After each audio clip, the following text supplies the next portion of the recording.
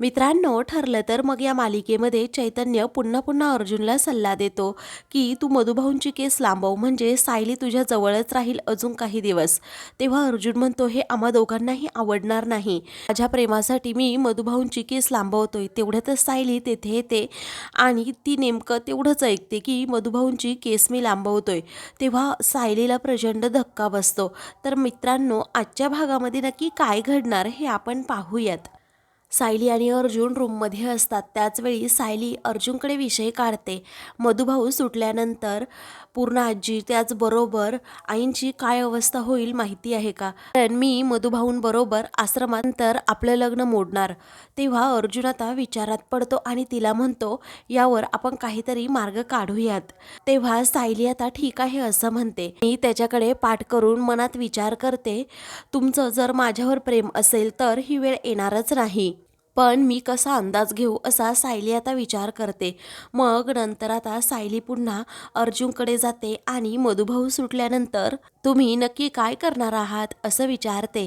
कारण आपलं लग्न संपल्यानंतर हा लग्न करण्याचा आग्रह धरतीलच ना घरातले. मग कदाचित ते प्रियाशी तुम्हाला लग्न करायला सुद्धा सांगतील. तेव्हा आता सायली जे काही प्रश्न विचारते ते ऐकून अर्जुनला राग येतो. तो म्हणतो, हॉट रविश, असं काहीही होणार नाही. तेव्हा सायली म्हणते, अहो असं काही होणार नाही असं कसं म्हणू शकता तुम्ही?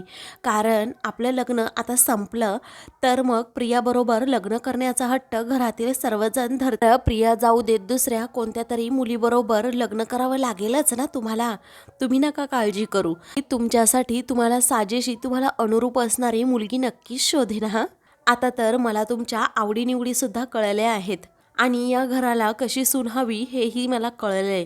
त्यामुळे तुमच्यासाठी बायको शोधणं एवढं कुठे कठीण असणार. तेव्हा अर्जुन आता जोरातच त्याच्या हातात असणारी फाईल फेकतो आणि म्हणतो, अहो मधुभाऊ सुटल्यानंतर तुम्ही आश्रमात राहायला जाणार आणि मग मी इथे काय करतो याच्याशी तुम्हाला काय घेणं देणं आहे? माझ्यासाठी मुलगी बघण्याची तुम्हाला काहीही गरज नाही.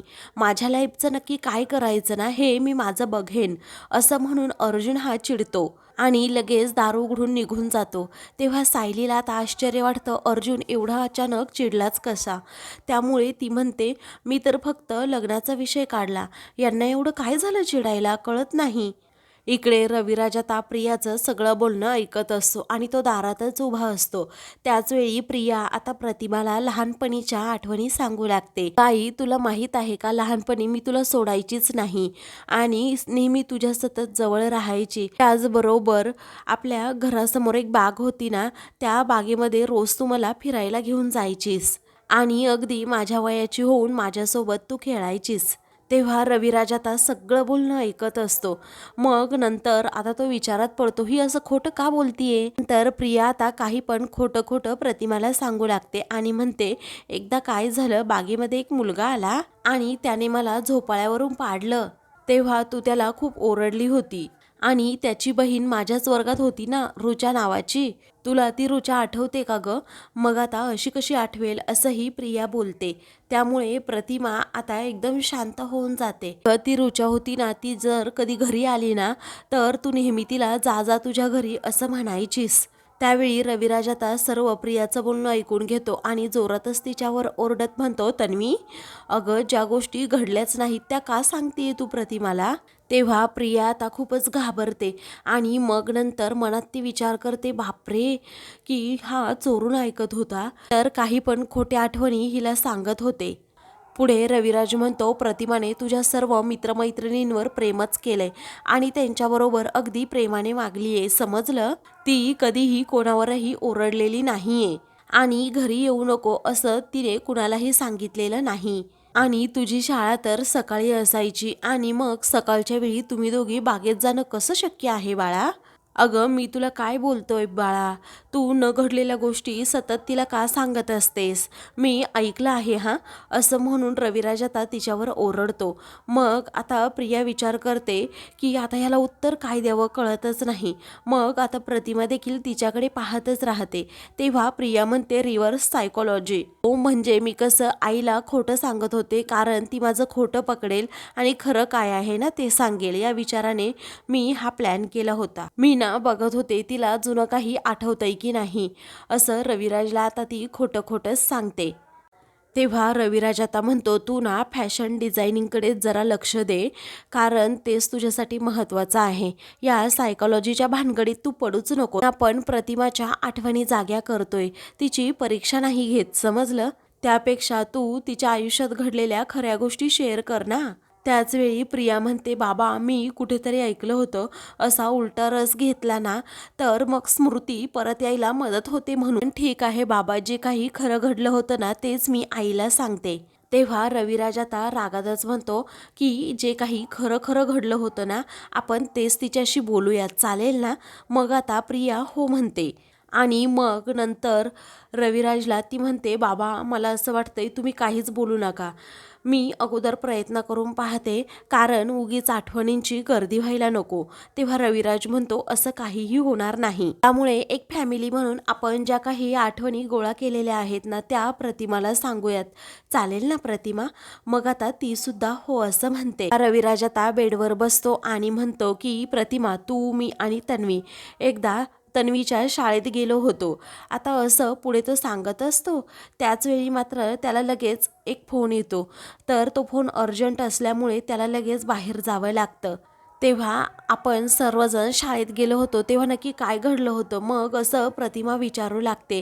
तेव्हा प्रियाची खरं तर बोबडीच वळते, तिला काहीही बोलता येत नाही, काही आठवत सुद्धा नसतं काय सांगावं आयत्या वेळी.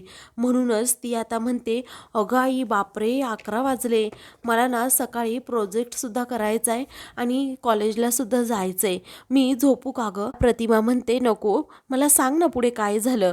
तेव्हा प्रिया म्हणते नको का आई, सकाळी जायचं आहे लवकर मला. त्यानंतर प्रतिमा आता झोपायला जाते.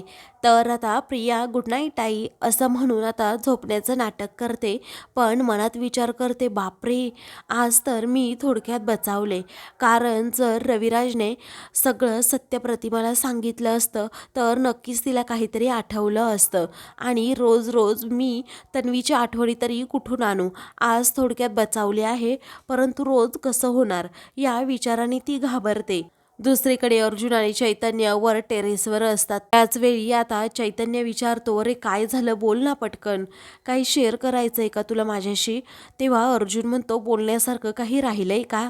अरे मिसेस सायलींनी मला स्पष्टपणे सांगितलंय की मधुभाऊ सुटल्यानंतर त्या त्यांच्याबरोबर राहायला जाणार आहेत.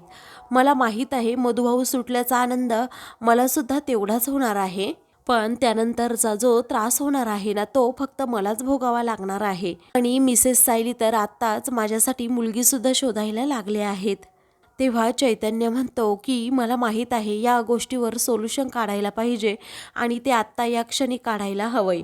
तेव्हा अर्जुन म्हणतो पण ते सोल्युशन जर चुकीचं निघालं ना, हे काय वाढून ठेवलंय ना हे मला आत्ताच कळतंय. अरे मला आत्तापासूनच हॉरिबल स्वप्न सुद्धा पडतायत. तेव्हा चैतन्य विचारतो कोणती स्वप्न? तेव्हा अर्जुन आता ते जे काही स्वप्न पडलेलं असतं ते सगळं काही आता चैतन्याला सांगू लागतो की मला तुम्ही लाईफ पार्टनर म्हणून अख्ख्या आयुष्यभर हवे आहात. मी असं जेव्हा प्रपोजल त्यांच्यासमोर मांडलं तेव्हा त्या अधिकच चवताळल्या. त्या म्हणाल्या की आपलं नातं हे मैत्रीचं होतं, अगदी पवित्र होतं, परंतु मैत्रीच्या नात्याला तुम्ही कलंक लावला.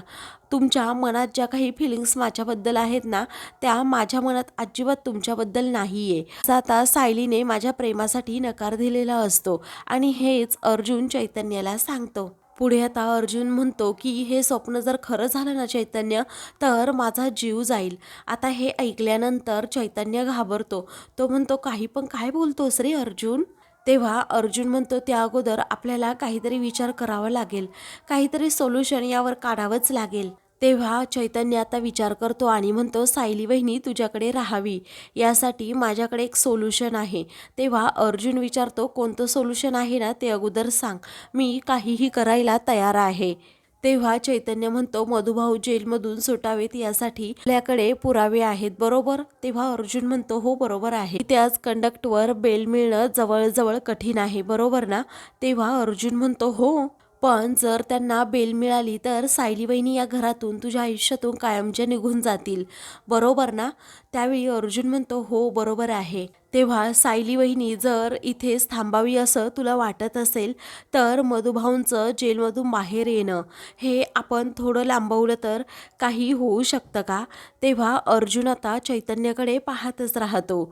तेव्हा अर्जुन आता रागातच म्हणतो, होट, तू काय बोलतोस हे? अरे तू एक लॉयर आहेस ना चैतन्य, मग असा कसा विचार करू शकतो?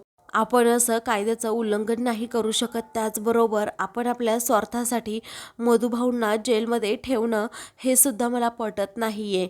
अरे मिसेस सायली या कधीपासून आस लावून बसले आहेत की कधी एकदा मधुभाऊ जेलमधून सुटतील आणि आपण त्यांच्याबरोबर असा खोटेपणा करायचा आणि आपण तेच डिले करायचं. तेव्हा चैतन्य म्हणतो मला माहीत आहे की ते मॉरली पूर्णपणे चुकीचं आहे. तेव्हा अर्जुन म्हणतो ते फक्त चुकीचं नाही आहे, ते क्राईम आहे, पाप आहे. तेव्हा चैतन्य म्हणतो बरं ठीक आहे, तू मला सायली वहिनीला इथे थांबवण्याचा मार्ग सांग काहीतरी. हे बघ काही आहे का तुझ्याकडे ऑप्शन? तेव्हा अर्जुन आता विचार करतो पण त्याला काहीही सोल्युशन सापडत नाही. तेव्हा चैतन्य म्हणतो हे बघ मधुभाऊंची बेल आपण जर थोडी पुढे ढकलली तर तुला सायलीबरोबर जास्त वेळ मिळेल. अरे मी तुला सांगत नाहीये की करच म्हणून, मी फक्त तुला सल्ला देतोय. ते तुझं काम आहे करायचं की नाही.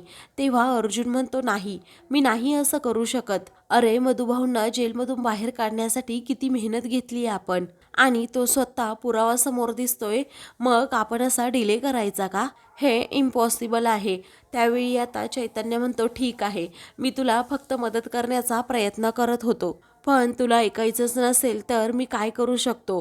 हे बघ आता सायली वहिनी या घरातून कधीही निघून जाऊ शकतात आणि तुला ते ॲक्सेप्ट करावंच लागेल अर्जुन. तेव्हा अर्जुनला आता धक्काच बसतो आणि तो चैतन्याकडे पाहत राहतो.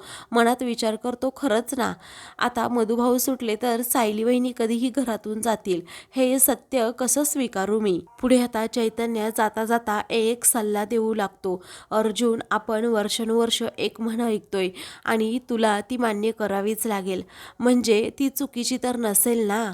मी जे काही म्हणतोय ते थोडं तरी खरं असू शकतो, कारण प्रेमात आणि युद्धात सगळं काही माफ असतं असं म्हणतात ना, त्यातलाच हा एक भाग आहे अर्जुन. मग तुला तुझ्या प्रेमासाठी काय करायचंय ना, हे तू तुझं ठरव. आणि प्रेम करणाऱ्या माणसाला ना परीक्षा ह्या द्याव्याच लागतात. आता ही तुझी परीक्षा आहे बघ, तुझ्या प्रेमाची परीक्षा आहे. नैतिकता आणि तत्व ही थोड्या काळासाठी बाजूला ठेवायची की सायली वहिनीला कायमचं गमावून बसायचं. त्यानंतर चैतन्य आता तेथून जातो. तेव्हा अर्जुन विचार करतो हा असं कसं बोलू शकतो? मिसेस सायलींना थांबवण्यासाठी मी एवढं खोटं बोलायचं? तेव्हा अर्जुन आता खूप विचार करत असतो आणि मग नंतर तो लगेच रूमकडे यायला निघतो. रूममध्ये आल्यानंतर आता तो सायलीकडे पाहतच राहतो, तर सायली आता झोपलेली असते. तेव्हा त्याला आता सतत चैतन्याचं बोलणं आठवतं. सायली वहिनी इथेच राहावी यासाठी आपण मधुभाऊंचं जेलमधून सुटणं जरा डिले करू शकतो आणि मग तरच सायली वहिनी इथे राहील, नाही तर पुन्हा आश्रमात निघून जातील. तेव्हा अर्जुन आता विचार करता करता पुन्हा एकदा म्हणतो प्रेमासाठी हे करणं खरंच योग्य आहे का? तेव्हा आता अर्जुन समोर पाहतच राहतो. त्यावेळी आता त्याचं दुसरं रूप तेथे येऊन समोर उभं राहतं आणि ते अर्जुनकडे पाहून हसतं. अर्जुन आता स्वतःकडे पाहतो आणि लगेच त्याला म्हणतो की तू इथे काय करतोस? तेव्हा तुझ्या मनामध्ये विचारांची खूप गर्दी झाली आहे, मुळे तुला असं वाटतंय, असं अर्जुन आता म्हणतो. पुढे आता अर्जुनचं दुसरं रूप म्हणतं मनात विचारांची खूप गर्दी झाली आहे, काही सुचत नाही. आणि चैतन्य असं कसं म्हणाला की आपण केस डिले करूयात म्हणून, हे चुकीचं नाहीये का? त्याचं दुसरं मन म्हणतं की हा विचार तू करतोस म्हणजे तू सुद्धा शुअर नाहीये, म्हणजे तुला सुद्धा आतून असंच वाटतं ना ती केस डिले करावी म्हणून? तेव्हा अर्जुन म्हणतो नाही, चुकीचं आहे, मी दुसरा ऑप्शन शोधण्याचा नक्कीच प्रयत्न करणार आहे. तेव्हा अर्जुनचं दुसरं मन म्हणतं दुसरा कुठला ऑप्शनच नाहीये आणि हे तुला सुद्धा माहीत आहे, बरोबर? त्यावेळी अर्जुन म्हणतो केस डिले करण्याचा प्रयत्न कसा करायचा आपण, आणि हा मूर्खपणा तरी कोण करणार आहे? हे अनइथिकल आहे. त्यावेळी अर्जुनचं दुसरं मन आता हसतं आणि म्हणतं तू तुझ्या कॉन्ट्रॅक्ट मॅरेजच्या बाबतीत अनएथिकल वागतो का? आणि तुझं हे लग्न खरं आहे का? तू घरच्या सर्वांबरोबर खरं वागतोस का? त्याच वेळी अर्जुनकडे आता काहीही प्रश्नाचं उत्तर नसतं, म्हणून तो एकदम शांत बसतो. तेव्हा त्याचं दुसरं मन त्यालाच सांगतं, जर तुला असं वाटत असेल घरच्यांना फसवू नये, या घरातील लोकांच्या भावना दुखवू नये, तर तुला हे लग्न टिकवावंच लागेल सायलीबरोबरचं. कारण सायली तुझ्याबरोबर खुश आहे आणि त्याचबरोबर तू सुद्धा तिच्याबरोबर खुश आहेस. म्हणजे याचाच अर्थ खोट्याचं खरं तुम्हाला आता करावं लागेल. तेव्हा अर्जुन मात्र विचार करत असतो, आता काय उत्तर द्यावं त्याला कळत सुद्धा नाही. अर्जुन आता खूपच वेळ विचार करत असतो. तेव्हा त्याचं दुसरं मन त्याला सांगतं की तू हे फक्त मिसेस सायलीसाठी करत आहे आणि तुझ्या प्रेमासाठी करत आहे. कधी कधी स्वतःचा विचार सुद्धा करायचा असतो. आता तू एवढंसं खोटं बोलला तर तुझी सायली तुझ्याजवळच राहू शकते. आता तुझं स्वतःचा चॉईस आहे, तुला नक्की काय करायचंय. मला तर एकाच गोष्टीचं वाईट वाटतंय, कारण की आजपर्यंत एकही केस न हरलेला अर्जुन सुभेदार असा प्रेमामध्ये हरणार, तो फाईट सुद्धा करणार नाही. अरे मग तुझी सायली तुझ्याजवळ राहणार तरी कशी? नाही अर्जुन, सायलीला अजिबात गमावू नकोस आणि तिला जाऊ सुद्धा देऊ नकोस. तिला जाऊ देऊ नकोस अर्जुन, असं म्हणून आता तो अर्जुनला सल्ला देत असतो. तेव्हा अर्जुन आता काहीतरी सांगायला जातो, पण त्याचं दुसरं मन तेथे नसतंच. तो इकडे तिकडे पाहत असतो. त्याला समजतं इथे कुणी नव्हतं, फक्त माझ्या मनातला अंतरात्मा हा तिथे होता आणि तोच मला सुचवत होता की सायलीला तुझ्या आयुष्यातून जाऊ देऊ नकोस. दुसऱ्या दिवशी प्रिया आता अजूनही गाढ झोपलेली असते, तर प्रतिमा आता लवकर सकाळी उठते आणि सूर्यदेवाचं दर्शन घेते आणि मग नंतर पाणी पिते. तर प्रियाच्या आता तोंडावर उजेड आल्यामुळे ती सारखी तिला खूप डिस्टर्ब होत असतं, ती सारखी कूस बदलत असते. तेव्हा प्रतिमा आता ते पाहते, ती गालातच हसते. तर प्रियानंतर खूपच वैतागते. तर दुसरीकडे अर्जुन हा तयार होऊन बसलेला असतो आणि त्याला ऑफिसला जायचं असतं. तो मनात विचार करत असतो, काहीतरी करायला हवं. जर मिसेस सायली माझ्याकडे थांबावी असं मला वाटत असेल तर काहीतरी मार्ग नक्की सुचवावा लागेल आणि तो मार्ग त्याला सापडतच नसतं. अर्जुन आता रूममध्येच असताना तेथे चैतन्य येतो. तेव्हा अर्जुन विचारतो, काय रे किती उशीर? तेव्हा चैतन्य आता विचारतो की काय रे अर्जुन, तुझी काय कटकट आहे? सकाळी सकाळी तू मला उठवलंस, इथे मला निवांत झोपायचं होतं. तेव्हा अर्जुन आता म्हणतो, तुला किती लवकर यायला सांगितलं होतं? मग आता चैतन्य म्हणतो, मला झोपायचंय, मी तुला किती वेळा सांगू? पुढे आता चैतन्य म्हणतो, तू निशाचर आहे, मग मला का जागा ठेवतोस कळतच नाही. हे माझी झोप का होऊ देत नाही तू? त्यावेळी निशाचर म्हणजे काय असं अर्जुन विचारतो. तेव्हा रात्रभर जागा राहणारा, हे निशाचर म्हणजे रात्रभर जागा राहणारा प्राणी. तेव्हा अर्जुन आता ठीक आहे असं म्हणतो. पुढे आता चैतन्य म्हणतो, जाऊ का मी? अर्जुन म्हणतो, नको थांब ना जरा थोडा वेळ. त्यावेळी चैतन्य म्हणतो, नाही जातो. मग आता मी जो ऑप्शन तुला दिला होता त्याबद्दल तू रात्रभर विचार करत होता का? मला तर असंच वाटतंय, कारण तुझे डोळे सुजलेले आहेत, तुला झोपच व्यवस्थित आलेली नाहीये. तू सुद्धा निशाचर आहे असं म्हणायला हरकत नाही, कारण रात्र तू जागा राहतोस. मला सांग, मी जो ऑप्शन दिला होता ना त्याबद्दल तू विचार केला आहेस का? तेव्हा अर्जुन खूप घाबरतो आणि त्याचं तोंडच दाबून घेतो, कारण जवळ सायली असते म्हणून तो काहीही बोलायला तयार नसतो. पुढे आता चैतन्य खूपच बोलू लागतो आणि म्हणतो, मला एवढ्या सकाळी सकाळी तू उठवलं आहेस ना, मग तू आता मला कामाचं सांगच अगोदर.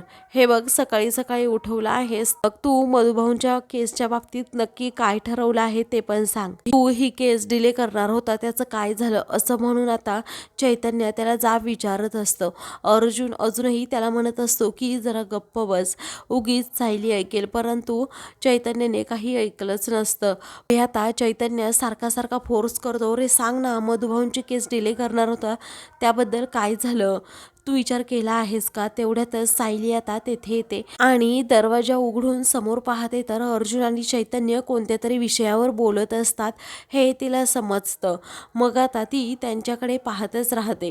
तर या दोघांचा भ्रम होतो की तिने सगळं काही ऐकलं, म्हणून हे दोघेही खरंच खूप घाबरतात. तर आता मित्रांनो, पुढील भागामध्ये अर्जुन चैतन्य ऑफिसमध्ये असतात.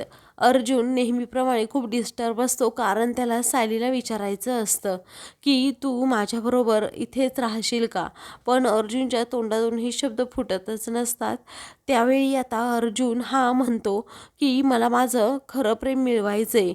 मी आतापर्यंत एकही केस न हरलेला माणूस आहे आणि माझ्या प्रेमात मी असा हरणार हे कसं शक्य आहे. आता असं काय करू जेणेकरून मिसेस सायली माझ्याजवळच थांबतील.